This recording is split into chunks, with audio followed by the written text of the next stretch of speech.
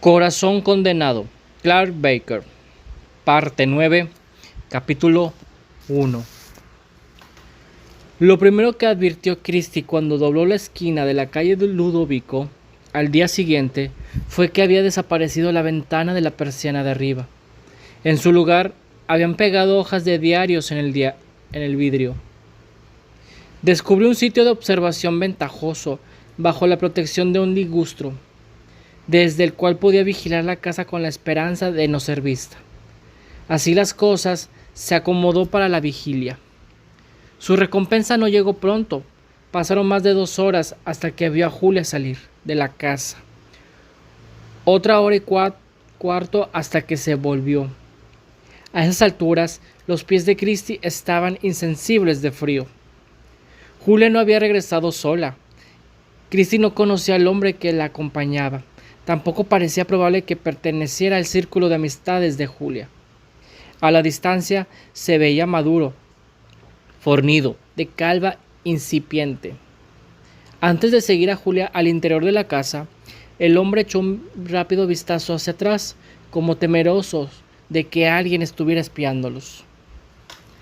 Christie esperó en su escondite 1/4 de hora más, sin estar seguro de qué hacer a continuación. ¿Debía quedarse ahí hasta que el hombre saliera para luego encararlo? ¿O ir a la casa y tratar de convencer a Julia de que la dejara entrar? Ninguna de las dos alternativas era demasiado atractiva. Optó por no decidirse. En vez de eso, se acercaría más a la casa y en su momento vería que le dictaba la inspiración. Lo que le dictó fue muy poco. Mientras avanzaba por el sendero, sus pies deseaban con todas sus fuerzas dar la vuelta y llevársela lejos. A decir verdad, estaba aún triste de hacer exactamente eso cuando oyó un grito proveniente de adentro. El hombre se llamaba Stanley. No era solo eso lo que le había dicho a Julia cuando venían del bar. Ya sabía el nombre de su esposa y su ocupación. Había visto fotos de sus hijos, que él le había enseñado para que ella hiciera comentarios tiernos, como si la desafiara a continuar con la seducción. Julia había sonreído apenas, diciéndole que era un hombre muy afortunado. Pero una vez en la casa, las cosas comenzaron a salirse de cauce. De pronto, a mitad de la escalera, el amigo Stanley le anunció que lo que estaban haciendo estaba mal, que Dios los veía, que conocía sus corazones y los había descubierto en falta. Ella hizo lo mejor posible por calmarlo, pero él no quiso aceptar que lo alejara del Señor. En vez de eso, se enojó con Julia y la golpeó. Pudo haberle hecho algo peor, en medio de su ataque de ira virtuosa, si no hubiese sido por la voz que le llamó la atención desde el pasillo de arriba. Instantáneamente dejó de pegarle y se puso tan pálido como si creyera que era él, el mismísimo Dios, quien lo llamaba. Entonces, en la cima de la escalera, apareció Frank en toda su gloria. Stanley dejó escapar un alarido y trató de correr, pero Julia actuó con velocidad. Lo detuvo con la mano el tiempo suficiente para que Frank descendiera esos pocos escalones y asestara un golpe definitivo. Recién al oír el crujido y el chasquido de los huesos cuando Frank se apoderó de la presa, Julia se percató de lo fuerte que se había vuelto en los últimos tiempos, seguramente más fuerte que cualquier hombre normal. Al sentir el contacto de Frank, Stanley volvió a gritar para silenciarlo, pero Frank le dislocó la mandíbula. El segundo grito que oyó Christie terminó abruptamente, pero en su tono llegó a percibir tanto pánico que fue corriendo hasta la puerta y estuvo a punto de golpear. Recién entonces lo pensó mejor.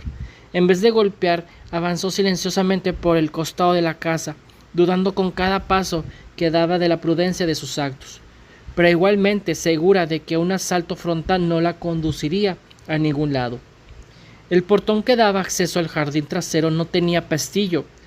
Pasó con los oídos pendientes de cualquier sonido, especialmente el de sus propios pies. Desde la casa, nada, ni siquiera un gemido. Dejando el portón abierto por si necesitaba una pronta retirada, se apresuró a llegar a la puerta trasera. Esta vez permitió que la duda aminorara la velocidad de sus pasos.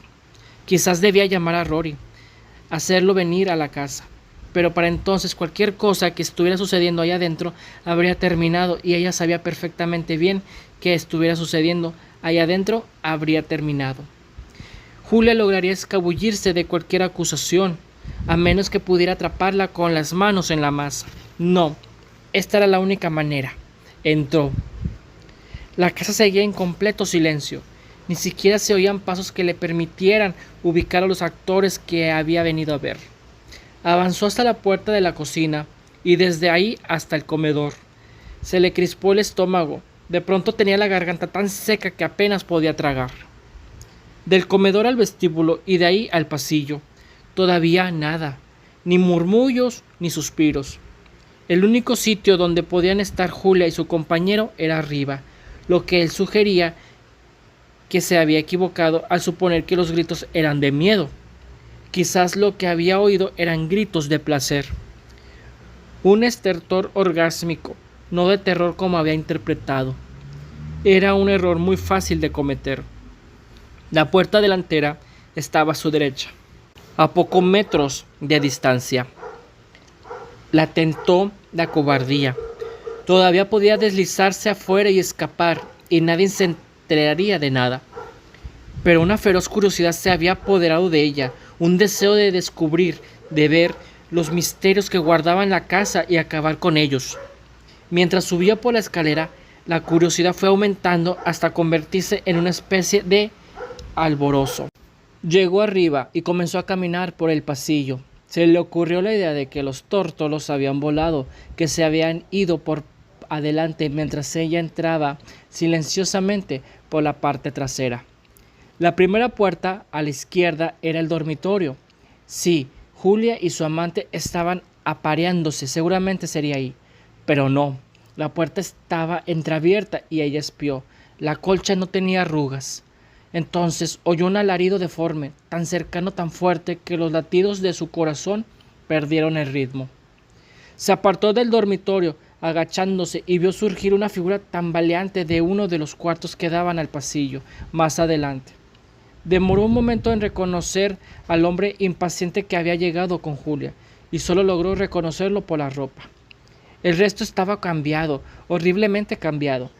En los minutos transcurridos desde que lo viera en el escalón de la entrada, una devastadora enfermedad se había apoderado de él, marchitándole la carne sobre los huesos. Al ver a Christie, el hombre se lanzó con su dirección, buscando la frágil protección que ella podía ofrecerle. Sin embargo, no se había alejado más de un paso de la puerta cuando una forma apareció lentamente detrás de él. También aparecía enfermo. Tenía el cuerpo vendado de pies a cabeza, y los vendajes estaban manchados de sangre y de pus. No obstante, en la velocidad y la ferocidad de su ataque subsiguiente no hubo nada que sugiriera enfermedad. Todo lo contrario, estiró los brazos hacia el hombre que huía y lo agarró del cuello. Christie soltó un alarido mientras el captor atraía a la presa hacia su abrazo. La víctima exhaló únicamente el breve quejido del que su rostro era capaz. Después su antagonista apretó más el brazo. El cuerpo tembló y se sacudió. Las piernas se encorvaron. Le salió sangre de los ojos, la nariz y la boca. Las gotas invadieron el aire, cayendo como el granizo, estrellándose contra la frente de Christie. La sensación le arrancó de la inercia. No era momento de esperar y observar. Corrió. El monstruo no intentó perseguirla. Alcanzó la escalera sin ser atrapada, pero mientras sus pies empezaban a descender, el monstruo se dirigió a ella. Su voz era familiar. «Ahí estás», dijo. Hablaba en un tono tranquilizador, como si la conociera. Se detuvo. «Christie», le dijo, «espera un poco». Su cabeza le decía que corriera. Sin embargo, sus entrañas se resistían a seguir el buen consejo. Quería recordar de quién era esa voz que hablaba desde los vendajes. Todavía podía escaparse perfectamente bien, razonó. Tenía una ventaja de 7 metros. Se dio vuelta y miró la figura. El cuerpo que ésta tenía en los brazos estaba doblado en posición fetal, pecho contra piernas. La bestia lo dejó caer. «Lo mataste», dijo ella.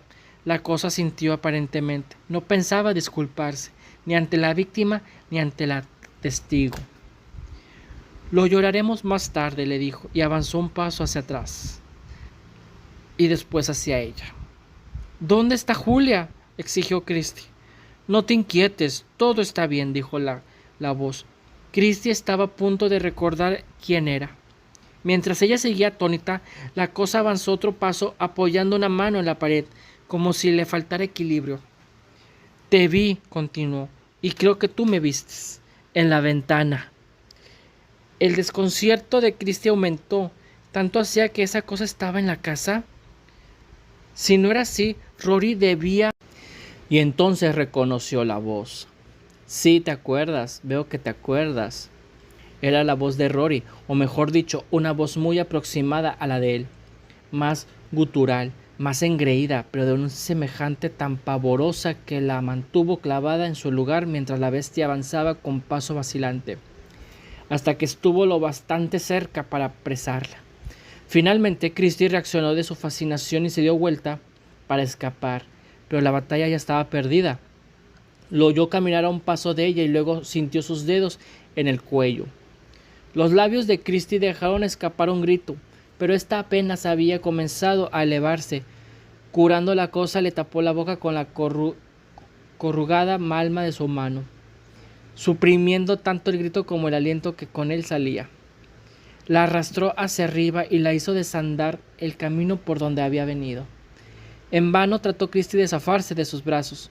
Aparentemente, las pequeñas heridas que sus dedos abrían en el cuerpo del monstruo no le afectaban en absoluta. Por un espanto momento, los talones de Christie rozaron el cadáver tirado en el piso. Después sintió que la llevaban en vilo hasta la habitación de donde antes había emergido el vivo y el muerto. Había olor a leche cortada y a carne fresca. Cuando la arrojaron contra el piso, notó que la madera estaba mojada y tibia. Sintió náuseas. No luchó contra el instinto, sino que vomitó todo lo que contenía su estómago. En la confusión provocada por el malestar real y el terror presentido, no pudo estar segura de lo que ocurrió después. Entrevió a otra persona, a Julia, en el pasillo, al tiempo que la puerta se cerraba de golpe, o era una sombra. Fuese una cosa o la otra, era demasiado tarde para recurrir a ella. Estaba a solas con la pesadilla. Limpiándose la bilis de la boca, se puso de pie. La luz del día perforaba los diarios de la ventana en distintos lugares, como el sol entre las ramas, salpicando la habitación. En medio de esta escena pastoral, la cosa se le acercó resollando. «Ven con papá», dijo. En sus 26 años de vida nunca había oído una invitación más sencilla de rechazar. «No me toques», dijo Christie. Él inclinó un poco la cabeza, como si estuviera encantado con esa demostración de pudor. Después acercó la cara, toda pus, risas y que Dios la ayudara, deseo. Christie retrocedió unos pocos centímetros desesperados hasta llegar a un rincón, hasta que no tuvo otro lugar donde ir. «¿No te acuerdas de mí?», dijo él. Ella meneó la cabeza. «Frank», fue la respuesta. «Soy el hermano Frank». Había visto a Frank una sola vez en la calle Alexandra. Había venido de visita una tarde, justo antes de la boda. No podía recordar más, excepto que lo había odiado a primera vista. «Déjame en paz», dijo, mientras él extendía las manos. Sus dedos manchados le tocaban los senos con bien delicadeza. «No», chilló ella. «De lo contrario, ¿qué?», dijo la voz de Rory. «¿Qué vas a hacer?». La respuesta era nada, por supuesto. Estaba indefensa, como solo lo había estado en sus sueños, esos sueños de persecución y violación que su psiquis siempre representaba en una calle marginal, eternamente nocturna. Nunca, ni siquiera en sus más necias fantasías, había previsto que el escenario donde se harían realidad esos sueños sería una habitación por la que había pasado decenas de veces, en una casa donde había sido feliz, mientras el día afuera continuaba igual que siempre, gris sobre gris. Con un fútil gesto de disgusto, empujó hacia atrás la mano investigadora. «No seas cruel», dijo la cosa, y sus dedos volvieron a buscar su piel, tan insistentes como avispas en octubre. «¿A qué le temes?». «Afuera», comenzó ella, pensando en el horror del pasillo. «Uno tiene que comer», respondió Frank. Podrás perdonarme, eso seguramente. ¿Por qué sentía su contacto? Se preguntó Christie. ¿Por qué sus nervios no compartían su disgusto y perecían bajo las caricias? Esto no está sucediendo, se dijo en voz alta, pero la bestia se limitó a reír.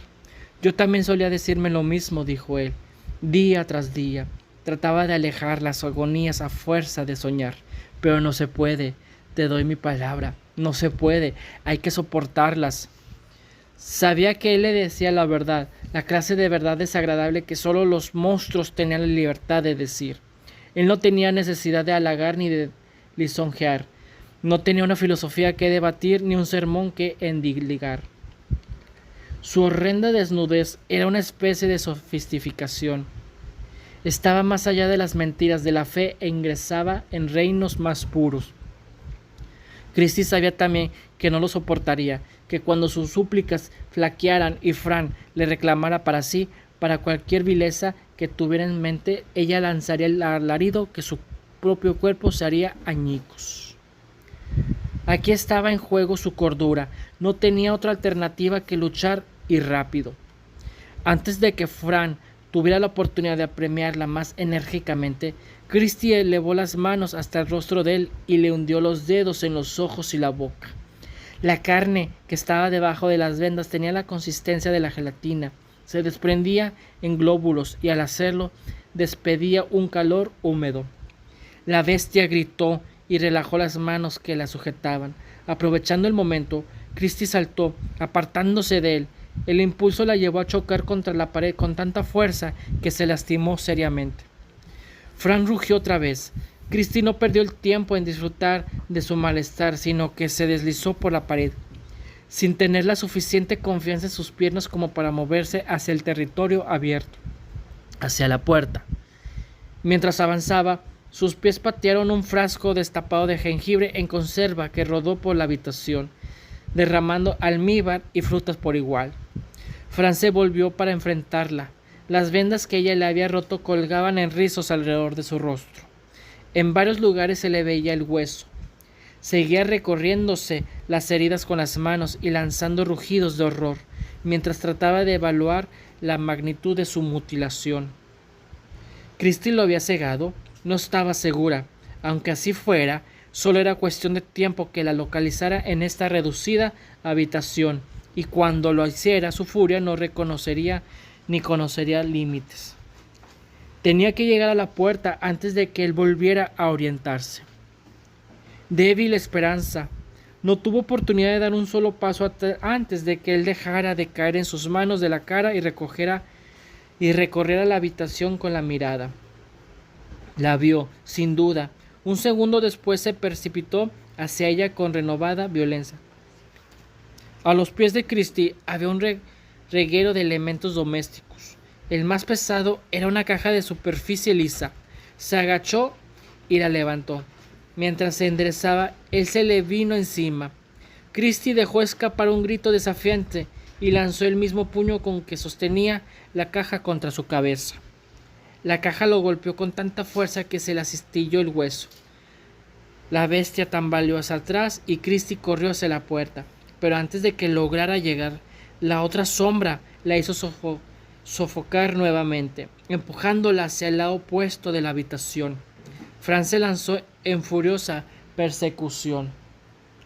Esta vez, Fran no tenía otra intención que el asesinato.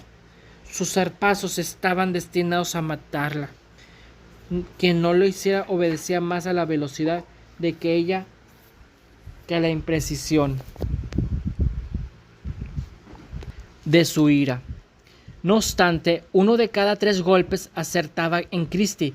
Se le abrieron heridas en el rostro y en la parte superior del pecho. No sabía qué hacer para no desmayarse. Mientras se iba hundiendo bajo el tanque y el ataque, volvió a acordarse del arma que había encontrado. Todavía tenía la caja en la mano. La levantó para asestar otro golpe, pero el ataque se interrumpió abruptamente cuando los ojos de Fran se posaron en la caja. Se produjo una tregua jadeante que le dio a Christie la oportunidad de preguntarse si no sería más fácil morir que seguir peleando. Entonces, Fran extendió un brazo hacia ella, abrió el puño y dijo: «Dámela». Parecía que quería el souvenir, pero ella no tenía intenciones de renunciar a su única arma. «No», dijo ella. Él se la exigió por segunda vez y ella percibió una ligera angustia en su tono de voz. Aparentemente la caja era tan valiosa para él que no quería arriesgarse a arrebatársela por la fuerza. «Por última vez», le dijo él, «si no, te mato. Dame la caja». Ella sobrepesó las alternativas. ¿Qué tenía que perder? «Di, por favor», le contestó. Él la estudió con aire burlón. Su garganta emitió un suave gruñido. Después, amablemente, como un niño interesado, dijo: «Por favor». Esas palabras le dieron el pie. Christie lanzó la caja hacia la ventana con toda la fuerza que poseía su brazo tembloroso.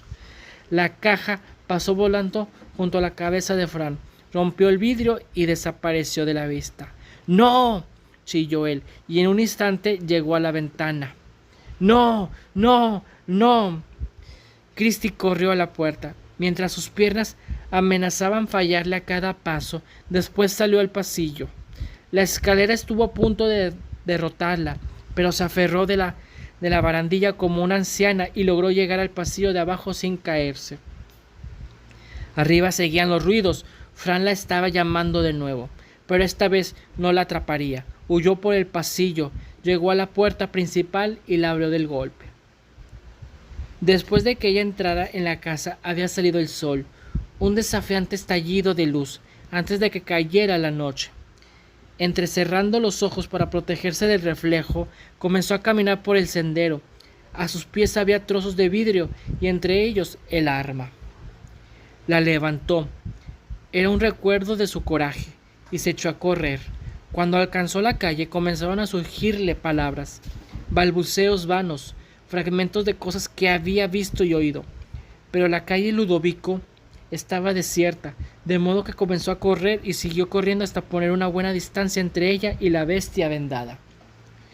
En algún momento, mientras vagaba por una calle que no reconocía, alguien le preguntó si necesitaba ayuda. Ese pequeño gesto de amabilidad la venció, pues era demasiado esfuerzo elaborar una respuesta coherente para esa pregunta, y su mente exhausta se hundió en la oscuridad.